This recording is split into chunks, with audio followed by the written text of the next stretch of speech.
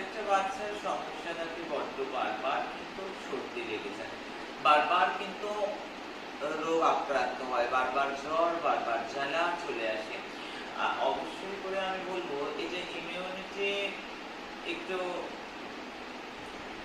বাড়ানোর প্রয়োজন, immunity boost আপের প্রয়োজন। তার জন্য আমি বলবো যদি ঘুমানোর সময় কিংবা একটা সন্ধ্যের টাইমে হলেও হবে, 1 গ্লাস দুধের মধ্যে একটুখানি হলুদ, 1 গ্লাস দুধের মধ্যে একটুখানি হলুদ, এটা দিলে ঠান্ডা লাগলেও জ্বর হলেও সেই মুহূর্তেও যেমন একটা আরাম দেবে তৎক্ষণাৎ, এবং এই যে প্রবণতা সেটাও কমে যাবে। দুধের মধ্যে একটু হালকা নাতিশীতোষ্ণ দুধের মধ্যে, হালকা উষ্ণ উষ্ণ দুধে একটা দুধ হলুদ, এটা মারাত্মক একটা কাজ দেবে।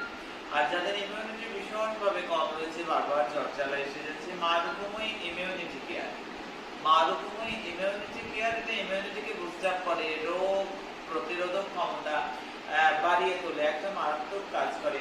অষ্টশক্তি প্লাসটাও যদি এর সঙ্গে কেউ খায়, মারুকুমই যে অষ্টশক্তি প্লাস, এটা একেবারে ভৈরবের মহাবরদান, তাই প্রত্যেকটা মানুষকে ভালো রাখবে।